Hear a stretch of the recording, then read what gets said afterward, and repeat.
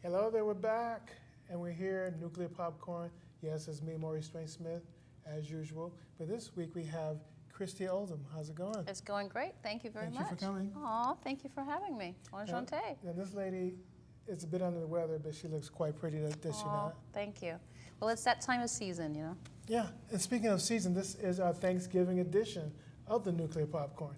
And your cup is just overrunning, just like one of those smorgasbord Thanksgiving meals. I mean, seriously, you got the entrepreneurship going on, you got your books coming out, you got your movie coming out, you got your dog walking. I mean, you have all types of different media companies and everything. Before we get into any of that, let's deal with what's on your table right now, which is your directing. You have a movie coming out, isn't that right? Correct, yeah. Actually, it's a web series, and it's called Vapewarz, and I'm super excited about it. I wrote it, produced it, directed it. We just spent the whole summer filming off the grid in the Mojave Desert. Ooh. It's a brutal shoot. Had a fantastic time. Got a great cast, great team of folks, and we're almost done with the first episode. And we're halfway through the second episode as well, and then we hopefully will have the third episode done and in time to release everything before Christmas. Wow. And yeah, so yeah, it's great. So could you give us just like a little? Could we dip our big toe into a little bit of the water? What's it about? It's called Vapewarz, and it's the story of this DIY e-juice elixir creator, mixologist, and she finds herself in the desert, you know, against the elements, on a secret mission, and she's out there to basically stay alive. And then she gets, you know, some things happen that you know, she didn't plan for, and so she must play along and you know, try to get through these vape hooligans and all, and everyone's vaping, you know, because the vape subculture is huge now. Yeah. So we're going to shoot a vape competition that's coming up on December the 3rd. Wow. And so we're going to have a lot of people who blow the tricks, the e-juice circles and stuff. Tricks, exactly, and it's just going to be fantastic. And we have Mr. Al Outrageous Burke, who is a professional wrestler, and he is going to be in that scene as well. And I have the fabulous Natasha Blasik. She's been in Paranoid Activity, and she's just finished a movie with Jamie Foxx. She's fabulous. I have Scotty Schwartz. You might remember him from A Christmas Story. He was the little boy who had his tongue stuck to the pole. I'm not sure. Yeah, it's an iconic film that plays every Christmas, and so he's in it as well. And then it's just fantastic. I have Dan Kennedy and David Lockhart, and everyone's. Kennedy, he's been around for a while. He's a comedian, sometimes actor. And also a photo journalist, and he's also a military veteran. So he served our country. So. Wow. So we like him. Diversification all around. Yeah, so he's great, and so basically I'm going to release it on you know, YouTube, and we're going to have it up on Vimeo for everybody to watch for free, and then I'm selling my e-juice, so it's called Demigoddess Vape. So that's the actual e-liquid, no nicotine or anything, and so anyone who knows about you know, vaping, it's the PG and the VG. That's in there, and then of course the flavorings, and also we're doing that, and you can get that at demigoddessvape.com. That's one of my entrepreneurial ships, and then later on I'd like to explore cannabis, you know, because we just passed that law, so that's cool. I was just going to ask you about that. So that's coming up next. So first the web series Vapewarz, which will be coming out soon. and then well, everyone can, you know, purchase the e-juice, you know, just in time for Christmas, and then yeah, so that's exciting. It sounds very exciting and Yeah. also timely too, especially as you mentioned with the legislation and the people spoke and said, yeah, you know, we want to have our time in the sun with legal marijuana. And, you know, I'm just thinking maybe you could do something with like some of these edible expos or something too, you know? Yeah, there's so many A lot of things you different can do. dynamics to it. It's fantastic. It's I think it's a $10 billion industry, this vape subculture. And the kids who are doing it are, you know, not exposed to this whole tobacco industry, and they are really anti that, and they're anti anything that is too corporate, you know, and they really are doing it themselves, and they're doing it for the right reasons. And so the tobacco industry has gotten into it, and they're like, you know what, we can't control this. We're going, you know, we're going to try to. So there's been a little, you know, push and shove. That's of power struggle going on for sure. But it's going really strong, and Vapewarz is the first web series out there, and I'm grateful to have you know, come up with it and and directing it. It So sounds cool. yeah, And congratulations thank for you, that too. thank you. I appreciate it. It's been a good time.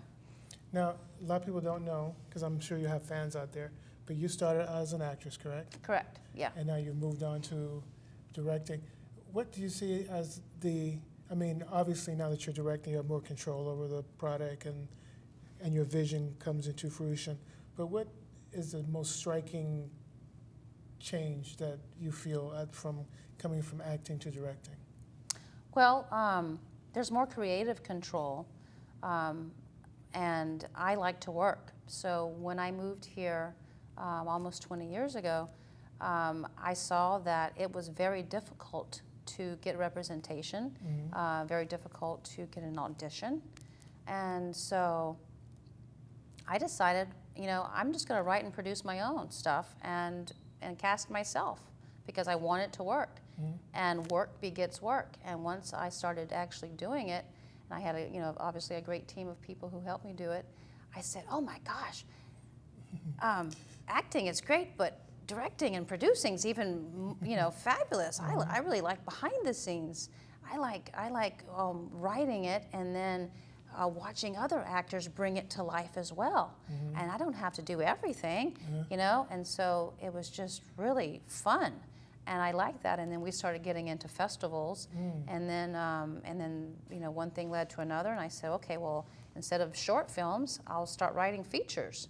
And then the features started to happen, and now I have like 2 feature films. My last feature film is called Barracuda, that I wrote, produced, directed, and starred in. Cool. It won 3 Best Picture awards at smaller festivals. Wow. Yeah, and then it's with Maverick Entertainment Group, so you can get it online at Amazon, and you can watch Barracuda. it. Barracuda! You know, it's a story of a vigilante, you know, who drives her Plymouth Barracuda across the country, bringing sexual deviants to justice. So it's fun, and I When like. you say justice, do you mean beat down, shoot them up? I mean, she's taking them to school, you know. Yeah, very Tarantino. One of the reviews I got was Tarantino in stilettos. Whoa. So it was gotta really see cool. this. Yeah, you gotta check it out. It's a '66 Plymouth Barracuda. Oh, are you the girl? I'm the girl, but I'm doing everything else, so I forget that because it was only 30-day shoot, so but it took 5 years to actually get it into distribution at the time, and so. And where'd you shoot it at? We shot it here in Los Angeles, and then we shot it on the road, so it was a road trip film. So we just shot it through Texas, Mexico, and then we arrived and we shot the latter part of it in Louisiana, because she's going across the country, you know, because all of these guys. Cherry picking. Yeah, and she's bringing them out. She's making sure they're going to get theirs. They're corrected. Yeah, so it was a fun film. It was brutally hard to shoot because of the distance going across, you know, the country and stuff. But again, you got to have a great team of folks helping you, and I did. And I'm just so grateful. Congratulations. Thank you. Yeah, it was a lot of fun. So. Now, what was the other film that? The one before that was called Cain and Abel, and it starred rap icon Flavor Flav, And this was right before he had Flavor of Love that came out and everything. So he was right when Cain and Abel and Flavor of Love, hit. He was big and stuff. So it's also in worldwide in distribution with Maverick Entertainment Group as well. Okay. And that was really my film school. That really showed me the details of what it takes to make a movie. And I wore at least 18 hats on that. And I did everything from makeup to, craft services to locations to transportation. And then I'd jump in there and co-star. And then I would be the assistant director and then, of course, the writer. So I was just So you breathed it, you yeah, sweated it? It was it was a passion project. I just can't work like that anymore. I mean, obviously, it's because that's how passionate I am about what I do. And then, of course, after that, I followed it up with Barracuda. And I didn't wear as many hats. I remember I wore about 9 hats on that one. And so now, whenever I delegate out, different jobs to my great, team that I have now, I know what it takes to do each job. So no one can be like, "Oh, I did it." I'm like, "No, you didn't. This is how it's done." And so I mentor a lot of folks who want to be mentored, obviously. And then I'm always learning as well. Right, Teach me something too. That's why I enjoy taking workshops, and I enjoy reading. I'm a voracious reader. Anything I can get my hands on, I love to go to panels. I like to keep up with the current, stream of things that's going on. And this dynamic, this mercurial landscape of filmmaking changes so drastically. And you really have to be on your toes to keep up with it, because you could be doing a film or the way you go about it. It's not really what you're doing, it's how you're doing it. And if you, do something that is too slow or antiquated, it could really cost you in the long run, because then the platform has moved, and you really need to understand your end game before you even begin. That's just my 2 cents. She's got beauty and a big brain under that. Thank under you. That blonde thing, blonde, nice hair right there. Thank you. That's cool, because you're very, very, what's the word? Passionate about what you do, but you have in my opinion, you have a smooth dynamic, which is, just, it's not like, some people are off the chain, action, action, action, but you're kind of like a smoldering that, you can turn it on and off, which I think is very cool. Well, that's a very nice compliment. Thank you. Now, I know we've already gone past it, but I like to read too. Who's your favorite crime author? Who's your favorite comedic author? Oh gosh, I like all sorts of books. My biggest thing that I like are the spiritual readings. Yeah, so I like Eckhart Tolle. Sounds familiar. Yeah, The Power of Now. So, because I'm really interested in training the mind. When the mind is at its best, then everything flows effortlessly. You really have to have your thoughts and your mindset positive, and a positive mindset with an idea plus action equals success. And that's what I study. I study those authors, and I enjoy listening to people who send that positive message, like Tony Robbins. He's fantastic, and so anything I can do to surround myself with positivity in writing and film, things like that. Yeah, but I like the classics. I like, of course, Hemingway. I like, Faulkner. I like, C.S. Lewis. Of course, So you don't like any of the new crime dramas? Well, I'm too busy making Doing your own and crime writing. dramas. I haven't really had a chance to, catch up. But I'd like to do that. I'd like to take 2 years and sit on a beach and just catch up and read and everything. Absolutely. And maybe you can turn me on to a couple of things. I will, because now that helps us segue into your books. Oh yeah. Tell us about your books. Well, my first book is called Christy Oldham'S Manual to a Happy and Healthy Dog, and I I published that, self-published that back in 2014 with the help of Clinton H. Wallace in Photomundo Publishing. Cool. Basically, it's a self-help guide for the dog owner who is new to dogs and they don't really know exactly what to do. And so it calls upon my 12 years experience as a professional pet owner of a dog company called Healthy Dogs. So I opened that up in 2006, that business, and my business goes out to the privacy of the dog's home when the owner is away. And so after all that experience, I decided, I should write a book and brand myself. So I did, and I got a lot of my celebrity clients to endorse it, which they did, like Mel Gibson and Lisa Vanderpump, and so they all came on board. It was fabulous. Sounds like it. And I also give back to charities, and Tail Waggers has my book, and it's both of its stores as well as Book Soup. It's also on consignment in a couple of different stores across the country. Okay. It's also in Orange Bone on Melrose Avenue. So I'm visioning right now. Yeah, Melrose and I want to say Gardner. I think it's right around that area. I know that area. Melrose, Fairfax, something like that. And then my second book, which I published, self-published, I want to say about a year ago. It's called Finley and the Emerald Volcano. And it's really fun adventure about a little girl and a dog. And they go to the island of Montserrat. And they find themselves in search of this, mystical gold cauldron that's been missing for centuries, that was buried by buccaneers long ago. And it's up to them to find this magical cauldron before the volcano totally explodes, So I adapted that into screenplay, feature screenplay, took it to the Cannes Film Festival, and had lots of fantastic meetings and all. And then now, hopefully, we'll be working with, I can't say who just yet, but hopefully they will pick, me to direct it, of course, and then we'll be making Finley and the Emerald Volcano next year. Cool.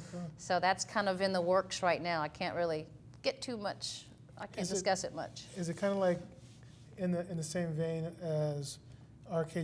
What's her name, the woman that did all those magical movies, R.K. Rowling? J.K. Rowling's? Yeah. It's. I wouldn't say that it's that good, but I would hope so. I would hope that I'm as good as a writer as she is, because obviously all of her writings were picked up and now made into these big blockbusters. So that would be great. Sure. I would love that, but it's in the same genre, so it's a scientific. Is it like dun, dun, dun, dun, dun, dun, dun? It's just fun, and it stars a dog, so it's family oriented as well. So it's the perfect family film, and it can either go animation or it could have bits of animation. It could there's so many things that and it's based on the book. So either way, it will always be based on the book by Christy Oldham if I make it myself or if it's a buyout. So I try to position myself now where either way it's a win-win for my production company. That's cool. You're a very interesting person. You're Thanks. like one of those people where you learn just from just casually sitting down with you, because there's a lot going on, but the wealth of information coming out of you is cool. And speaking of that, just want to know, how did you get who was behind you? Because obviously you must have had a mentor or mentors, and was it also a part of which you got through college and high school, or how did this dynamic of learning, acting, directing come into the shape it is right now? Well, that would be the creative process. So I started out thinking I wanted one thing, which was acting, and then once you get in to the actual mechanics, then you see, there's a whole new dynamic, and there's a whole new way that I can explore storytelling, because I had to figure out what it is that I actually wanted. and that is to story tell. That's what I do. I like to tell stories in different mediums. So whether it's writing, whether it's painting, whether it's acting, filmmaking, I just enjoy the process of telling stories. That's what I'm passionate about. And I enjoy meeting people. I love to understand how others have done this, and I'm fascinated by their stories. And I think that whenever you ask questions, people will tell you. But if you don't ask, then you just, if you don't know, my mantra is, if you don't know, you better ask somebody. So that's what I do. I'm always asking. I'm always curious. I have an insatiable appetite for learning. I just love to. I gotta know why, And I don't take things at face value. I ask questions, and I'm eager. I'm enthusiastic. I stay positive. Even when it's not always, pretty. And it's not something that people want to hear, but you have to take the higher road, and you have to stay the distance, and you have to plan all the way to the end. And these are just simple things that one must do to eventually. I mean, it's taken 20 years, but I have been able to get this nice nest egg of success.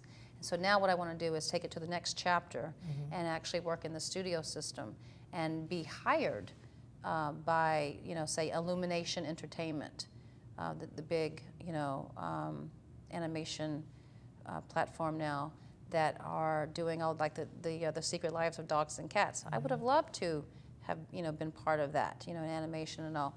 I don't know anything about animation, but I know how to direct, and I know how to produce, and I know how to write, and that's why you work with wonderful, when you're telling stories, you have a team of people, and they're saying, okay, well, if there's different ways to doing things, and I like that. I like learning, and so I would like to be the next Catherine Bigelow. I'd like to maybe, go out to the desert and blow shit up. I'd like to Ava DuVernay. She's fantastic, I'd like to be working on a studio level. So that's my goal. Is now that I've had this fantastic, learning experience, and I've made a lot of different projects. Now I'd like to, travel and go and shoot movies, say in New Zealand, like what's his name, Peter Jackson, and because New Zealand has fantastic locations, and you can in one location it could look like Mars, or it could be something fantastic like rainforest. Yeah, there's so many different things over there, and I would just love to have the budget to be able to travel and make a helm a big movie like that. That would be really cool. I have a feeling you're going to do that too. Thank you. I hope so. Could you give us? Maybe with your promotion, everyone will hear that. I'm going to promote the hell out of it. Good. Could you give us? Now I know we're talking about one thing, but when you mentioned your clients, from the dog, from your dog business. Yeah. First of all, I think you said you've been in the dog industry, walking business for about 20 years or 12 years. 12 years. So I opened up my business in 2006. What's the funniest thing that ever happened with any of the dogs, or maybe not the funniest thing, the most unusual thing that happened with any of the dogs from the celebrities? Like did any of them run away, or it's hard to walk them, they wouldn't move? Because I've seen people walking dogs, and all of a sudden the dog just sits there like, I'm just gonna chill. Yeah. Right in the middle of the sidewalk. People, come on, let's go. And it's like, any crazy stuff like that? Or? Yeah.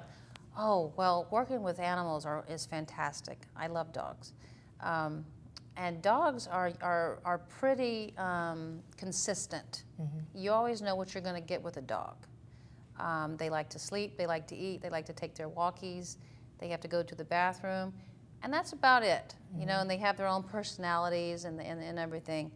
it's usually the owners, the humans, who are the most dynamic and will present themselves in unusual ways. Like I had a client some years back who would like to walk around naked. So I would get there and he would just be nude, and he was, you know, a big actor, and you know, I mean, what do I look whenever what do I do? You're buck naked. What's up? What's going on? And so I just have to, okay, hi, Let me get the dog. salute, you know, I mean, I'm glad you washed. yeah. So and we're just having a conversation, and he's reading his paper, and I'm just like, Well-known actor. yeah. And so very well-known actor, and so, but that was fun. That's funny. You know, that sort of thing happens. But yeah, it's been fantastic, and I love how everyone loves their animals. That's the biggest thing, because it's a $55.7 billion industry. So regardless of how people are, It's a family member. yeah, if whatever economic situation someone's going through, they always make time, and they bring always that open dog. up their purse for their dogs When or there's their a cats. divorce, there's a fight over the dog. Oh yeah, oh yeah.